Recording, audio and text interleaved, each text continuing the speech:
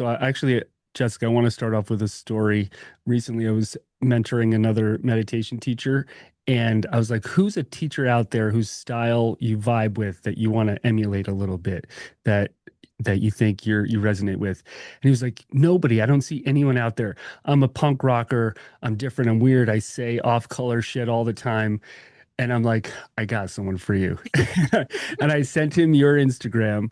I was like, check out Jessica Amos. She's so herself, not the typical, I'm a meditation teacher. Everything is perfect all the time, every day. I'm always calm. She's a punk rocker. You got to emulate her. I sent him the link to your stuff. So, welcome. And wait, are you a punk rocker? What kind of music do you do? Yeah. Well, no, my band is a punk rock band, all girl punk rock. So, yes, but I mean, punk is a state of mind, in my opinion. Punk is a way of life. It's like there's punk rock people who are wearing, button downs every day. So, like, can't judge a book by its cover, but I love that story. That's true. So actually, Kyle, who's one of the teachers in meditation teacher training that we're all doing together in 2026, which is one of the reasons I'll get to that why we're doing this interview. He has a punk rock band too, and he was the head of e-commerce at Sounds True Publishing for 10 years. Yeah. You know, buttoned up at advertising guy. And on his off time, he is just rocking. And he sent me some of his music, and it was really good. I'm gonna have to put a link to your music Yeah, I in the would show love notes. that. That'd be Okay. great. Yeah, it's all, it's just three girls in a garage band, who just like to rock. And I mean, if we just want to jump off from like part of why I love it is like I have, I don't know, I think a lot of us, but women, but men, we have some like rage, I think we all have like an edge to us. And in order to not go blowing up our lives and our relationships and like everything around us, we have to have an outlet. And for me, Yeah. like being blasted by sound and screaming into a microphone and saying things that like maybe you can't just say to the barista, is like it's very therapeutic. It like heals something and it like clears out the internal noise. What are you trying to say to the barista? Make my coffee Yeah. hotter, bitch. We're gonna have to cut that part out for Insight Timer. So me and you have both been teaching on Insight Timer for, I honestly don't know, 8 years, 10 years. However Yeah, long. it's probably going on 10, Yeah. 8. You Yeah, were maybe 8. we were both early, like the first few hundred teachers on there, and Yeah. now there's something like 20,000. That's Um, insane. yeah, that's a lot of people trying to copy you. Yeah. So, um, I would love for us to get into just what it's like being a meditation teacher. Is there still room to become one? Part of this series is about becoming a meditation teacher for those people who are interested in being a guide, whether it's, full time or part time, just even just as a passion. And I wanted to give everyone insight into some teachers who have really gone through the gauntlet and made it out the other side. And you make a living doing this, I think mostly full time, right? This is your Mhm. day job. Um, Yes. and how you got there, because it is pretty precarious. It's very entrepreneurial. You have to make your own way, as you know. We've all been through it.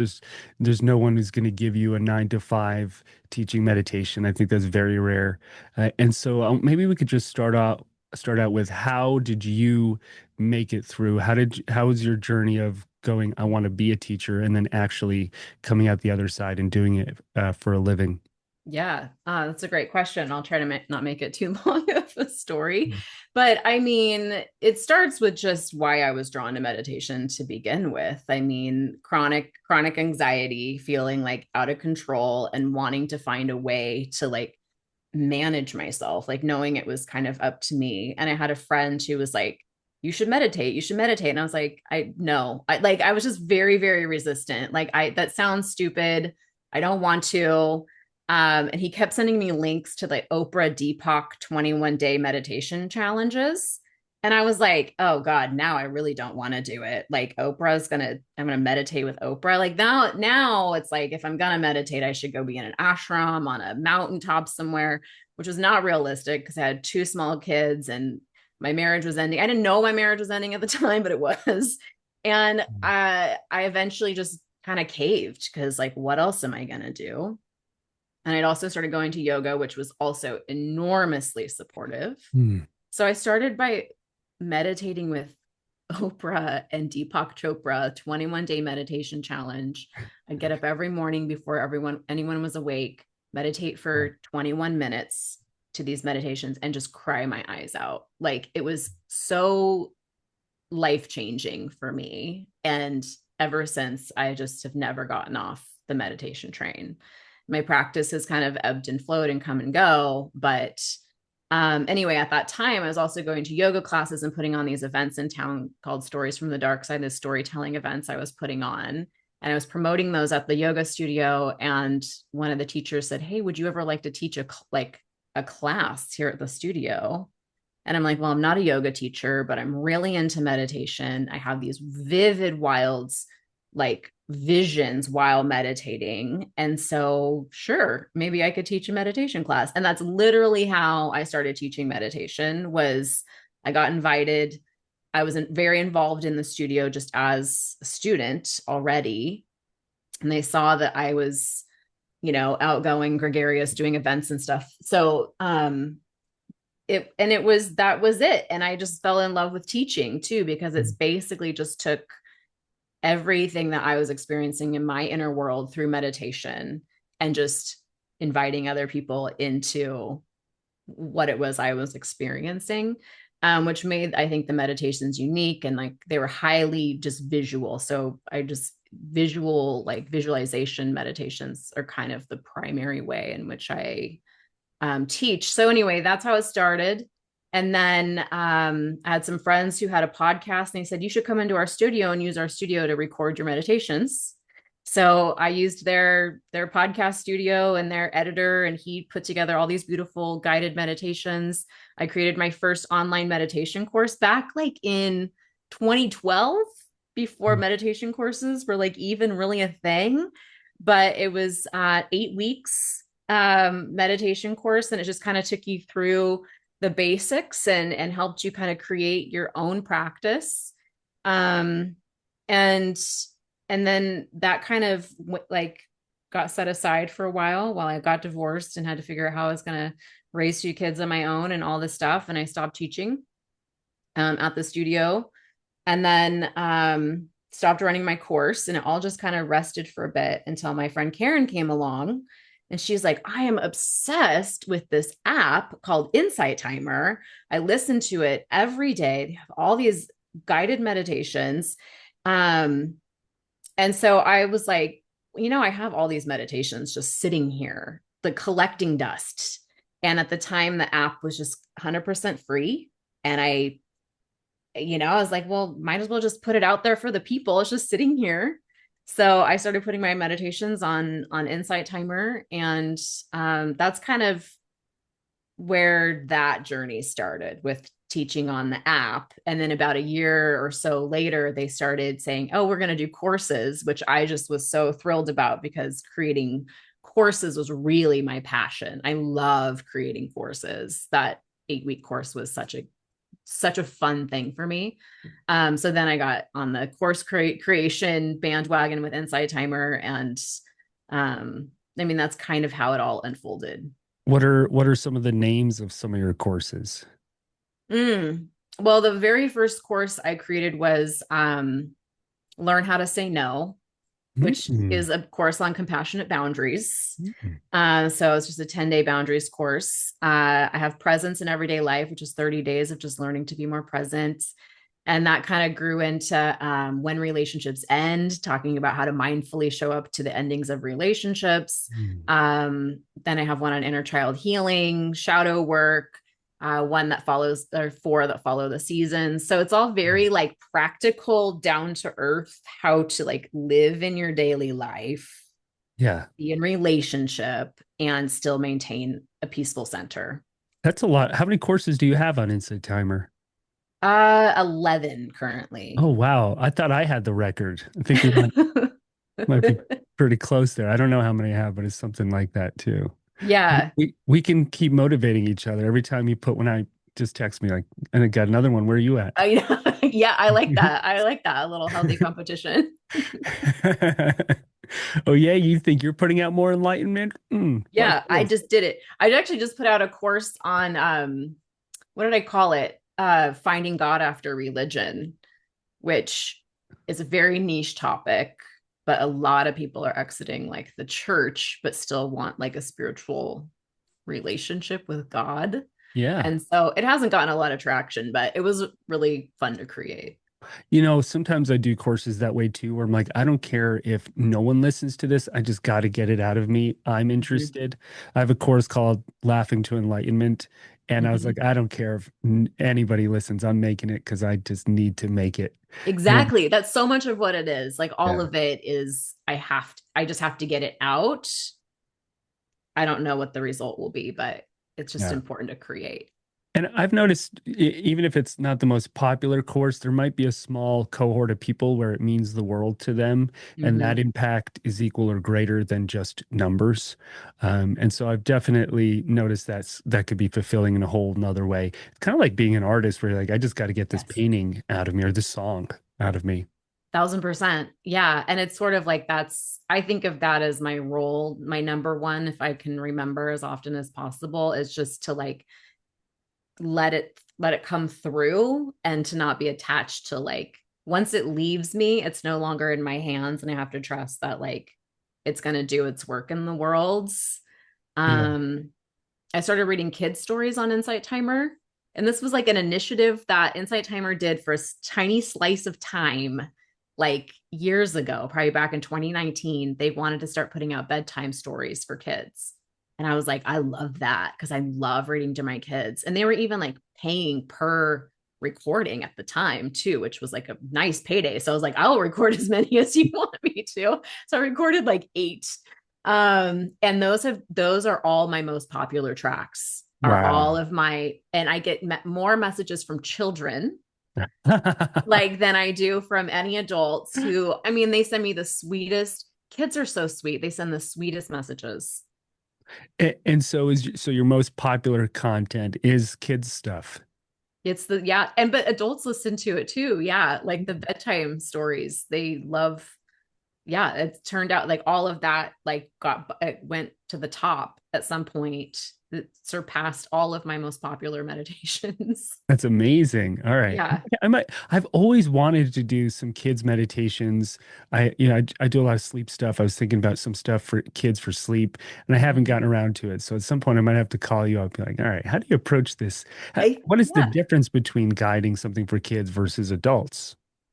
I love, well, actually, I would say I feel like I'm actually more natural with Hmm. kids. They're because kids are so they like kind of bring down, kids are so naturally just not judgmental or Yeah. whatever. They're just they receive it. And I talk to them differently. Hmm. I call them darling and I, say goodnight to them. And I wouldn't do that to an adult.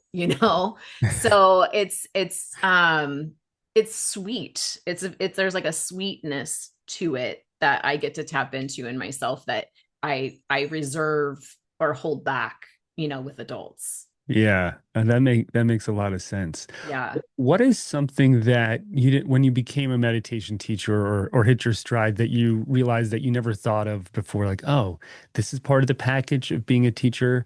I never really expected this. What maybe like giving people a little bit of a looking through the keyhole into being a teacher. What's Mm. something that surprised you about this journey? Well, I'm surprised by it like in general because I didn't really set out to do it. So that, it just is what happened. I think that's a really good question. What has surprised me? My first response is um I am surprised at how limited people's mindsets are about meditation and about who they think they need to be in meditation, and like this weird little culture that's been built around it as like aesthetically beige and white and light, and you know what I mean, and like all the things that I'm really not at Yeah. all. And like I that's been surprising to me, and it's even been surprising to me how much I've even struggled with my identity as a teacher. And also, like, I mean, you know this, but I was banned from Insight Timer twice for saying fuck during live sessions. I was like reported, and they banned me. So I have 2 marks against me on the app. And like it's not like I'm just sitting, but that's like I think I felt a little bit just like, how do I exist within like my personality and who I am and my heart, without succumbing to, all the aesthetically pleasing in the ways that the people expect it to be. Yeah. And that's been a big dichotomy for me, like the punk rock versus the meditation, and having to marry those within myself and not separate myself out, thinking I have to be one way here and one way here. So that's kind of surprised me that I've had to really have like an identity crisis around it, which I think it's probably normal for anyone, especially as you start to gain like a little more attention and a few more eyes on you and more, like you have to be able to like still stay true to you and know that not everyone's going to like it, because they have this built up expectation of what they think a teacher should be like, how you should be talking, what you should be saying, how you're supposed to make them feel. And if you don't make them feel that way or deliver that, you have to be willing to be okay. Yeah. I'm like you in the sense mine wasn't punk rock, it's comedy. And Mm-hmm. so I definitely have to kind of pull my jokes or punches. I have to keep them rated G, obviously, when I'm Mm-hmm. teaching meditation. And so I've struggled with that as well. And I've been pushed by so many friends to do more comedy, Yeah. just either videos or on stage or whatever it is. And one of my outlets has been writing some TV shows on that. It's a whole different thing, but I know exactly how that feels. And I think every meditation teacher, whether they show it or not, has that struggle. Mm-hmm. Some people just give in. They're like, no, I'm just going to be the calm person on camera who's always the same monotone. And I think that's a huge loss because there's no one out there that's actually like that. Yeah.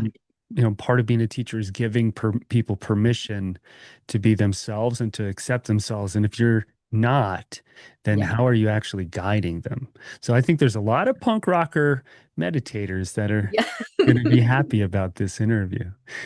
Yeah, no, I like that. I think this is an important conversation to have, just because I find that the people who really like me and my work, it's because I feel relatable to them. And the people who don't like it, it's because there's something in themselves that like they're wanting, they're wanting me to reflect something different back. And that's okay. And not everyone is a fit for everybody. And I think that's another thing you have to really be willing to understand is like it's about what wants to come through, and it's not about how it's received. And so you really have to fortify your relationship with yourself in order to teach, in order to be of the greatest service. Yeah. When I was training in Hawaii, I remember one of the other students training to be a teacher was a fighter pilot, a female fighter pilot. One was like an executive at UPS. Mm-hmm. One was like a 19-year-old born again Christian who was like coming out of the church. And I Yeah, remember looking around the room and looking at the diversity. I was like, oh my God, we're like the X-Men. Everyone is so unique in their I abilities love it. and what they're Yes. bringing to the table. And that's the coolest thing. Yes. Yes. I love that. No, Yeah. and that's the thing is like, even in some of the courses I've put out, I've been like, God, I don't know, but some we could have 10, 20, 100 people put out the same course on the same topic. You could give everyone a topic and they all have to go make a course on that same topic, and everyone's going to come at it differently. And that's why we need more than just the one style, the one kind.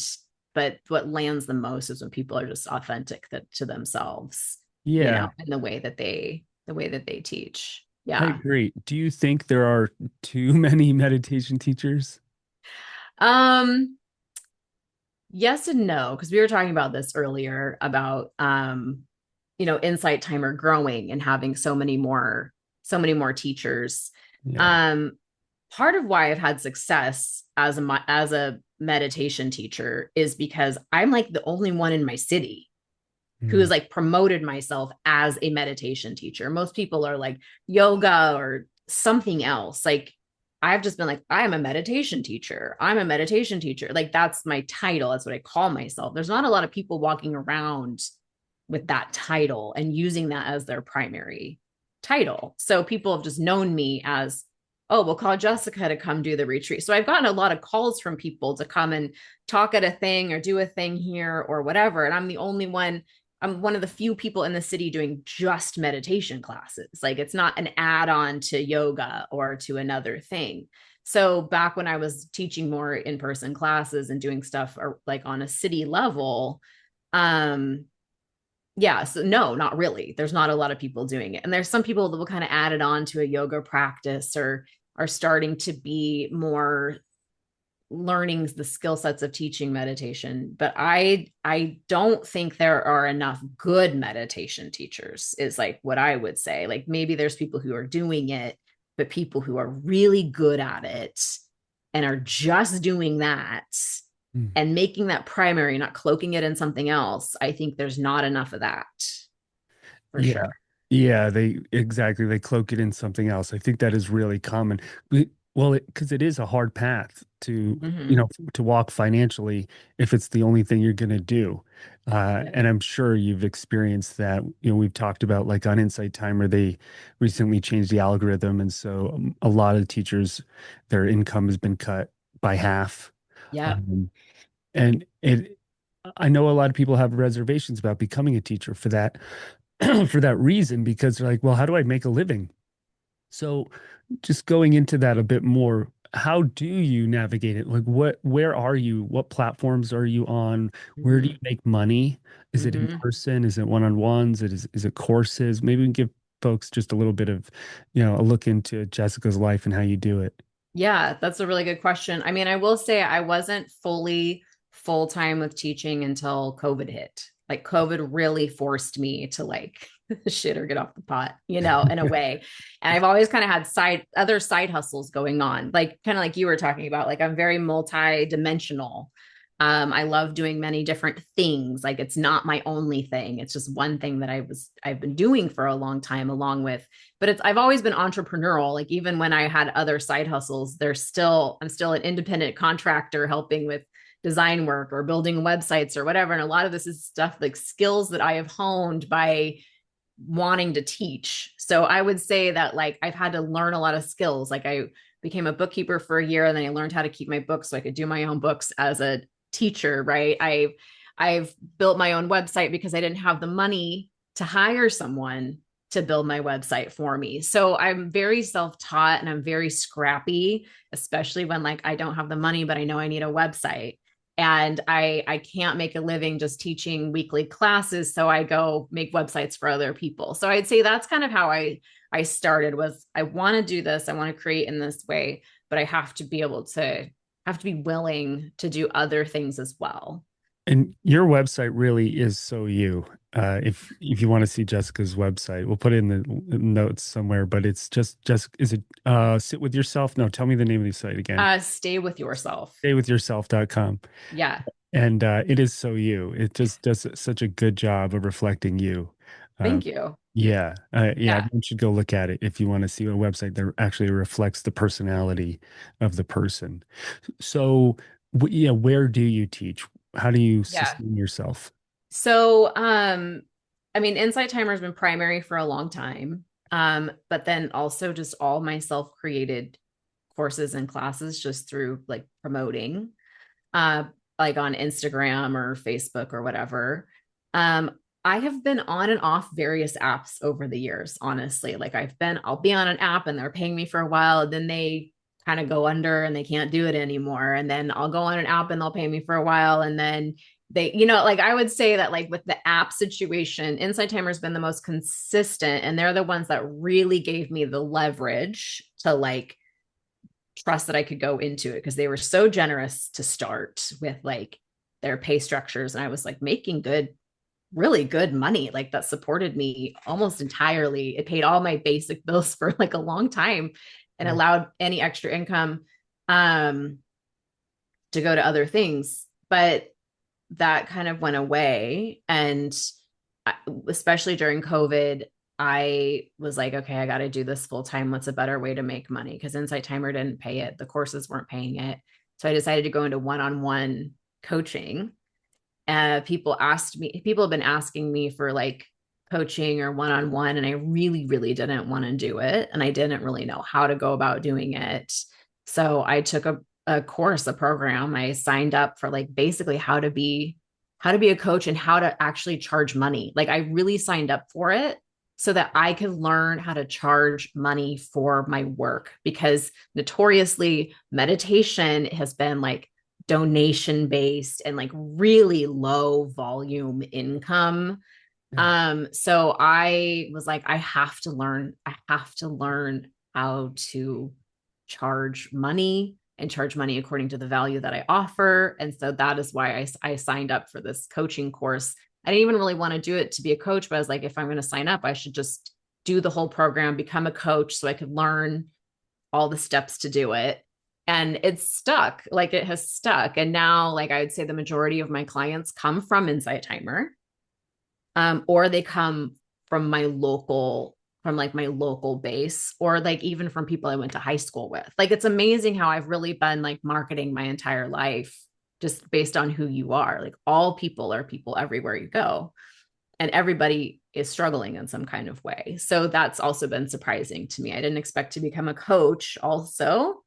But it's all still based in everything I teach, like in my courses and in my classes. It's a lot of it's on people want help with boundaries and their relationships and how to stay with themselves and love themselves and be more peaceful from within. And so I get to really go deep with people, and I love it. And I would say that is now, I mean, it's definitely now my primary source of income that allows me to then be generous with teaching and meditation and courses, especially as everything with Insight Timer changes and it's not paying as well. It's so nominal at this point that I'm now also still expanding into more options that I'm eager to explore that I haven't explored yet. But Well, you'll be teaching in the 2026 teacher training, so that'll yep. be another avenue. Um, do you teach it all in person? I haven't been.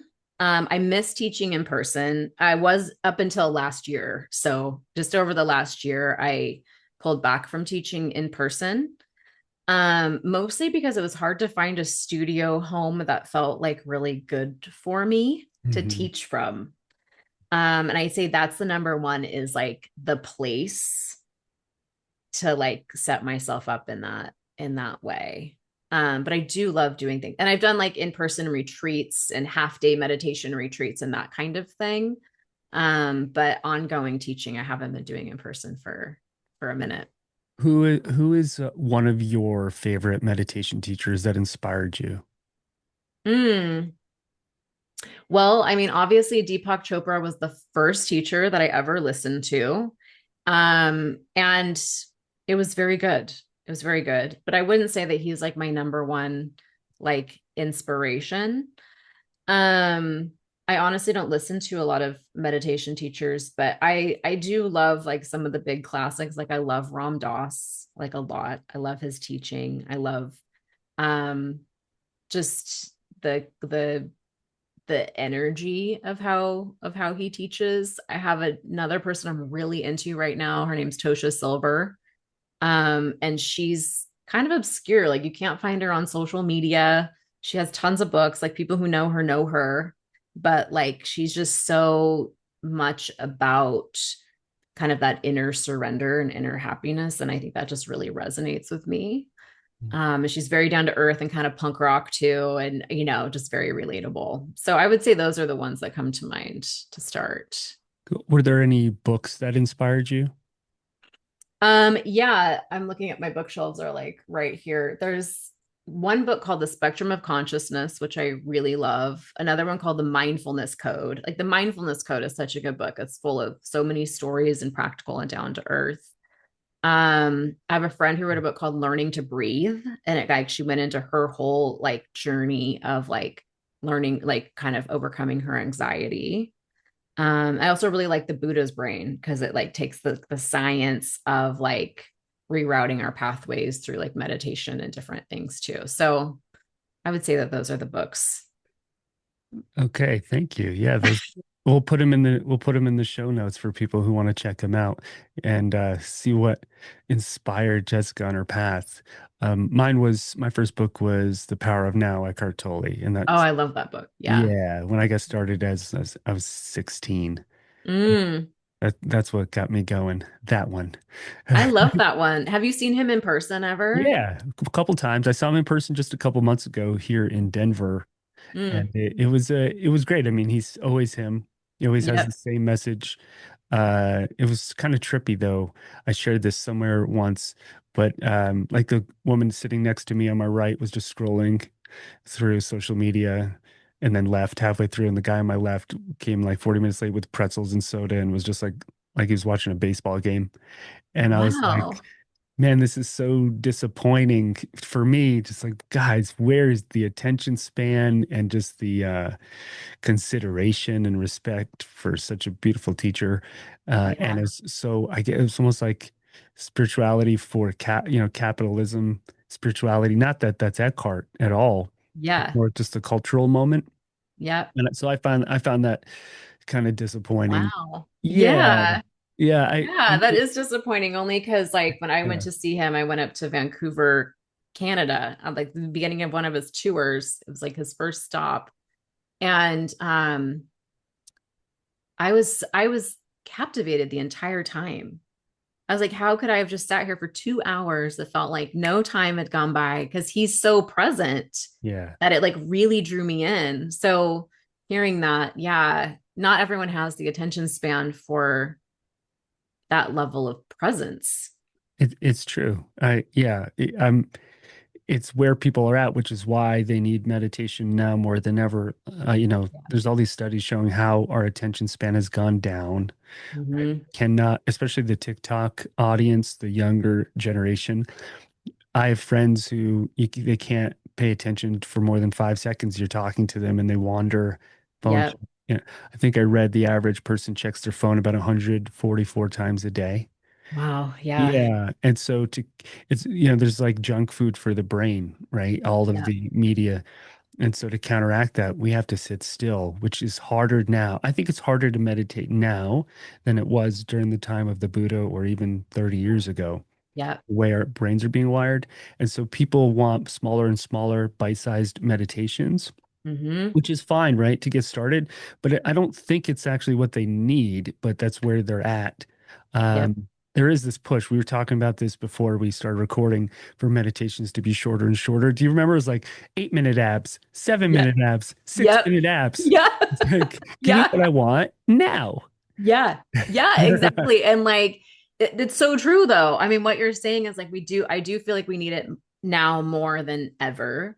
And it's been sitting with myself that like in meditation with nothing else going on that has like that's the most powerful thing and that's the medicine that we need. It's like clearing out all that junk, all that noise. There's this constant like demands on our attention. We don't even know what we think, what we feel, what we want because we're not sitting with ourselves in any kind of way. And that's my whole brand is stay with yourself. It's the practice of like being who you are, where you are, and like really learning to like be attuned to you. And I don't even know that people are aware that they're not. Yeah, they're not. Yeah. So, I mean, I've always defined like the job of a meditation teacher. One of the definitions is to help people cultivate awareness. Yes. As simple as that sounds, it could be body awareness, breath awareness, Yep. emotional awareness, mental awareness, spiritual awareness, Yep. relational awareness. And it reminds me, I was recently at a dinner and there was a guy there who he just came out of some kind of retreat and he had absolutely no filter and he was pretty aggressive and he's like, I'm just my authentic self. I don't care what you think. I don't care what anyone thinks. I'll say anything. And he would be like, oh, what's your job? There's no way you make enough money from that. And it was rude and boundaryless and obnoxious. And I Yeah. was there like, I don't actually think that's his authentic self. That's his child without Yeah. any boundaries or awareness. How, and there is this thing of everyone's like, I'm going to be my authentic self. What Mhm. that's your work too, right? But if you Yep. haven't developed as a person, then who Yep. am I getting? Yeah. No, and like I think that's a really common thing now too that I'm noticing. And this is another thing I've been very surprised by because a lot of my work, like I said with my courses is based in like practical down to earth daily stuff to help you really like people feel like they can live within their lives in a happy manner and not be just however this guy is. But I'm just noticing a trend with people who like they don't want to do the work. They don't want to go through the discomfort of sitting in meditation, of going through the self work, of actually changing. It's much easier to say, oh, this is just how I am, or oh, I just have trauma, or I just am this, and they can just say that this is like their personality and who they are. They are this way, all these excuses for I'm this way because of this, and I'm this way because of that. And I find it to be honestly quite disappointing that people, say that there's just a lot of people going around saying they're enlightened or they're conscious or aware. It's like they're saying that's awareness. It's not awareness. In my opinion, it's like avoidance Hmm. and it's not conscious. It's not awareness at all. I And Yeah, I agree. Yeah. yeah, yeah, When you do one-on-ones, yeah, I saw that you've been doing life coaching as well for like 13 years, I think I read. yeah, yeah. So as a meditation teacher, when somebody signs up to do a one-on-one with you, generally, what are they coming for? What do they want to do? What do they want to experience or achieve? And how do you walk them through? Like, what's your process? Yeah, I love that question. I mean, a lot of times they come to me just because like they've taken one of my courses and they feel that like I'm authentic and down to earth and I get them and like it's going to be practical for them. A lot of times they're coming because they want to make a change in their life or in themselves. Like they want to change, they know that it's up to them to like change things or to find the happiness or to do what it is they need to do. And they're having a hard time doing it on their own and they want someone that they trust who's going to give it to them straight. Like I only work with people who really, I mean, I'm not like harsh or mean in any way. It's a very not like I have no judgment for anybody around anything, but I'm also not going to bullshit you through the process. And I think it's people who come to me who really just like know that they're talking themselves out of the changes that they need and they want, and they need someone who's going to hold them accountable mostly, but who they also trust and like is mindful and kind. And then I teach them a lot to like help them find, it's not even so much teaching them, it's so much like helping them find their own answers that like make sense for them. So like I don't care if you're religious, not religious, spiritual, agnostic, atheist, like there's always like some kind of center that people have to attach to something greater that like helps propel them forward. So that's some of the work too, is helping them find the something greater, the greater reason why to make the change, to do the thing. And then because I'm a high-end coach and working with me isn't cheap, that's also part of the work that people, it's like you're going to put this money forward. You're going to put your money where your mouth is. You're going to invest in the change that you say that you want, and it's not going to be small amount. So you're going to have to show up to it. And it also kind of calls people out on how bad they want to make the change, because working with me doesn't cost more than getting new granite countertops, but I have people will no spend idea money how on that much all day long. I have no idea how much granite countertops cost. Well, it just depends. Like, I mean, you know what I'm saying? It's some of the excuses that people Yeah. give, like Yeah. they'll go into debt $50,000 to go get an education, like a college degree that they don't even use, but they don't want to pay a life coach a fraction of that in order to actually like be happy and fulfilled and like set boundaries in their relationships and learn how to say no and do the uncomfortable work of being seen. And so a lot of it is people who want to be seen and need to be seen so that they can't bullshit themselves anymore. Mm. So it's very practical, very down to earth, but it's also like it's extremely fun, honestly. And Do you do Yeah. partially conversation and part guiding them in meditation? Yeah, we do. We meditate every time we meet together, and I'm always encouraging their meditation practices. Like every one of my clients, like that's just a part of working with me is, and that's why they come to me too, is they know that meditation will help and they know that I can guide them in how to find their way in that too. So again, I feel very open. It doesn't have to be just how I guide meditation or just my meditations. It's like go find what works for you and let's find what works for you so that and they have to report back, and that's a huge part of working with me too, is you have to report back, you have to check in, let me know how this is working, and we're going to keep finding a way that makes it doable for you, because and it's life changing just to meditate every day or even a couple times a week when you've never done it. um so absolutely.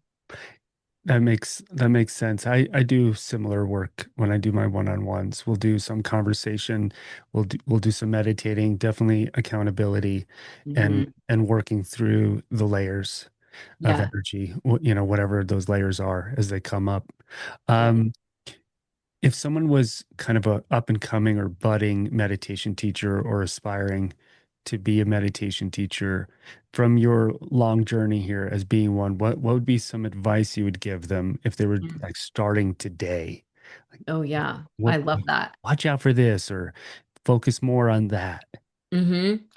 The first answer that comes to mind is do it because you love it. Do it because you love it and stay connected to what you love about it and the why, like why you love it and why you want to offer it. Like that is the most important thing, is to stay connected to, and that might change over time. Like as you get deeper into it, some of the whys might change and you're going to change and the way you teach might change, but always stay connected with your love for it, and your love for like why you're doing it and the reason that you're offering. And I would say keep, it's 1,000% possible to make a living as a meditation teacher, but you also have to stay open to it unfolding into whatever it wants to become based on what's flowing from you in your heart, based on that like open heart space, and give it away or offer it because that's in your heart to do, not because you're trying to get something from people, and not also because you're trying to change people too. Just honor what's coming through you and trust that that's going to do the work that it needs to do in the world. Mm. And be open and be willing to call yourself a meditation teacher, use that title, shop yourself, you have to be willing to shop yourself around too, like be willing to offer guiding a meditation in your place of work or like at your local studios, or put your meditations online somewhere. But I would say don't hold back, and do it imperfect if that's how it feels. Don't wait to be perfect and don't try to emulate other people. Be inspired by other people, but you have to be connected to what wants to come through you. The most common objection I get is when people are like, I'm not healed enough, or I don't have enough wisdom or enough Mhm. experience. What would you just say to somebody who feels that way, which is probably like 95%? Yeah, I would say, I mean, just based on the story I told earlier, like I had just started meditating really close to the time that I started teaching meditation. And that's part of why it made it so powerful, actually, is because it was so powerful for me in my healing journey that like I brought like so much love and care and emotion to my teaching because I'm not healed, because it's also my journey. Like, and that's always where, I mean, I feel like emotion coming up in me as I think about it. Every course I've created, everything I've done, it's because this is the very thing that I am healing in myself. And it's almost like in order to heal it in myself, I must teach it and give it away. And I think that is what true people who are truly called to teaching, that is so much of like our process. I don't know, you could probably tell me if that's your process too, but Yeah. it's like in order to heal it, to kind of lock in the healing, I have to offer that exact healing to other people. So I would say that's exactly how you should feel, is that you're not healed. And in order to heal, you must teach what it is you want for yourself. Yeah, there's a quote I love. I think it's from Elizabeth Gilbert. You pray love, not from that book, but I think I've heard her say, or maybe she was quoting someone else, find what breaks your heart and you'll find your purpose. Yeah, And then as a teacher, you're helping other people walk the path, right? That's the path of a teacher, is to walk a path and help other people walk that path too. What exactly. what's uh what's a big mistake that you've made on your teaching journey? Mm, that's a great question. Honestly, being jealous of other teachers and what other people have, and seeing other people as more successful or gaining more than me, or what do they have that I don't have, like a scarcity and lack mindset. Like, really, I would say, and that's, it's a mistake, but it's also like you almost can't help it. You have to work through it, so I'm glad. And it doesn't mean that doesn't still come up, like, why them and not me? And, like, I'm just as good and all Oh, this is that stuff. your inner voice? Wait, is that your inner voice? She's nasally and high pitched. I might need to Yeah. hear more of her. Like, ew. Like, just snaggy. That Yeah, when it's you're not. meditating is just like, why is this happening? What? Yeah. Yeah. Like, who wants to listen to that voice? That's her voice. It's like a female Donald Duck. Like, why does someone else have all the gold? Yeah. I love it. Yeah. I mean, that's the voice that came out. So that's her voice for sure. And it's just, I would say yes. I mean, jealousy, comparison. I be mindful of the fact that everyone has a place. There is enough room for everybody. What you have to offer is unique, you know, and you have to stay connected to that. Otherwise, it's going to shut you down. There's so many times when I've shut myself down because I didn't feel good enough. Hmm. Yeah, I think that is a common journey for all of us, especially if you're sensitive, Mm-hmm. and you want to be in the cultivating awareness game and you're sensitive.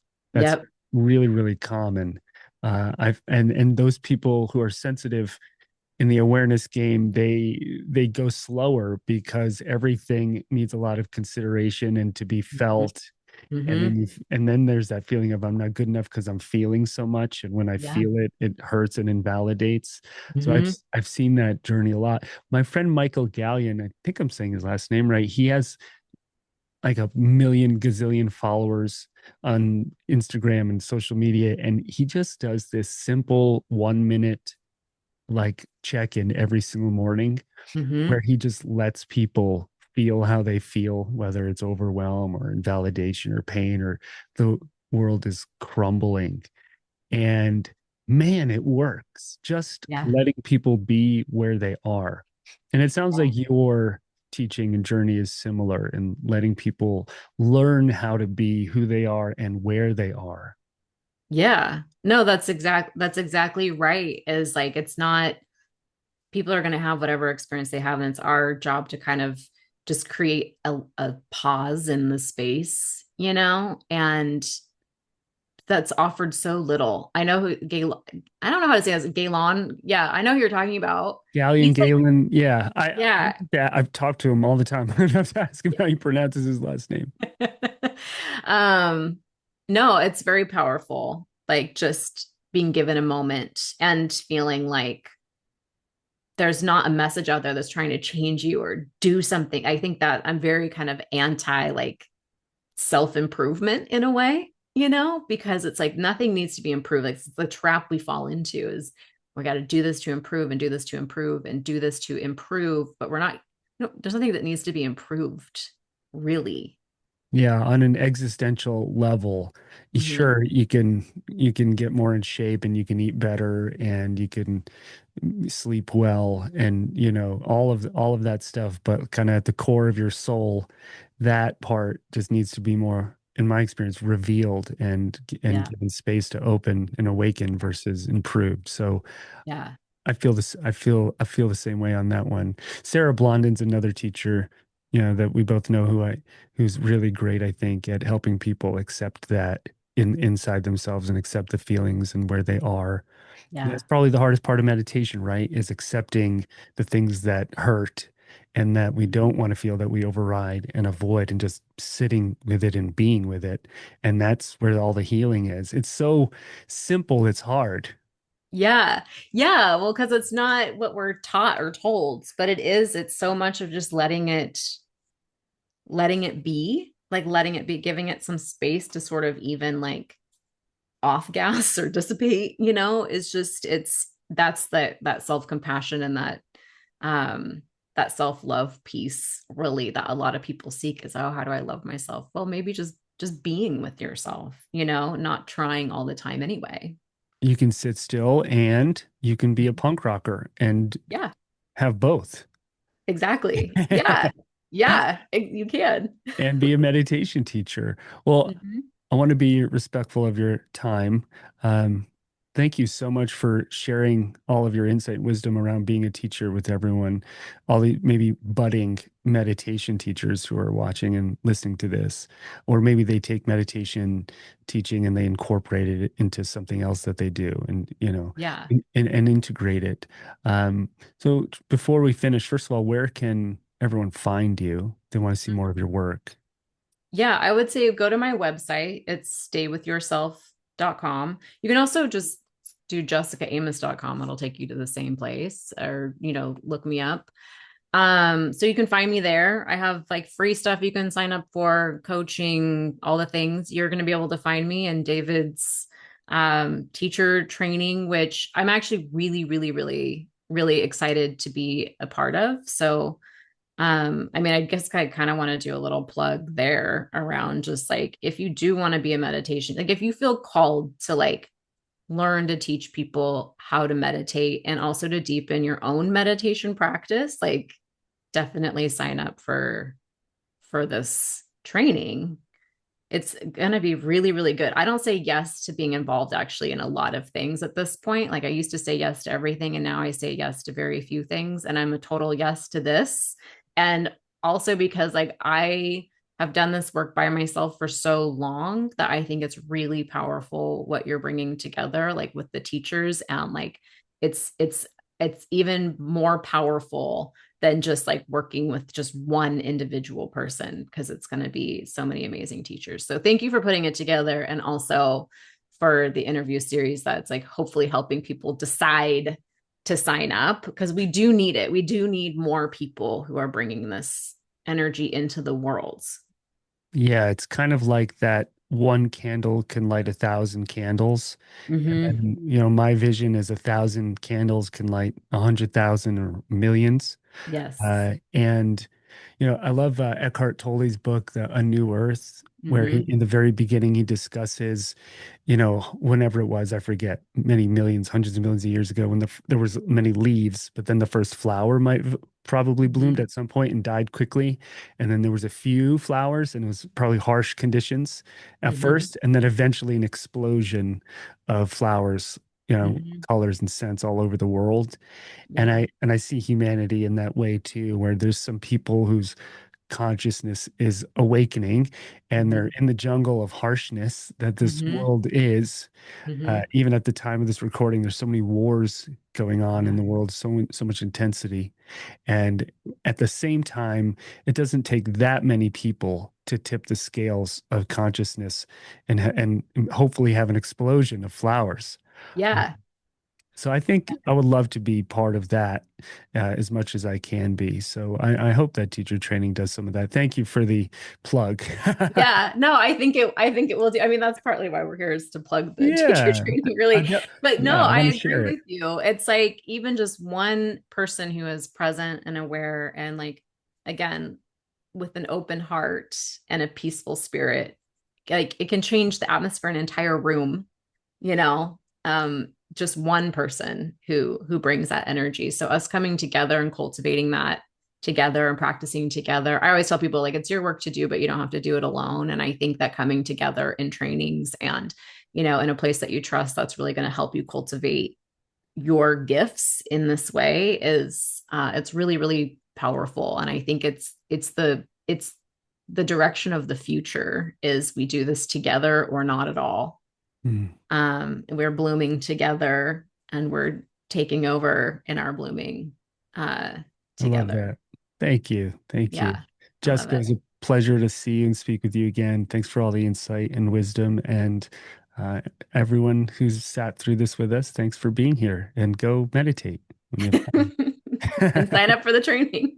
And start a punk rock band. That's right. Or whatever you want. Go do improv. Whatever you want to do. All right, everyone. See you next time. Thank you. Thanks, Jessica. Bye.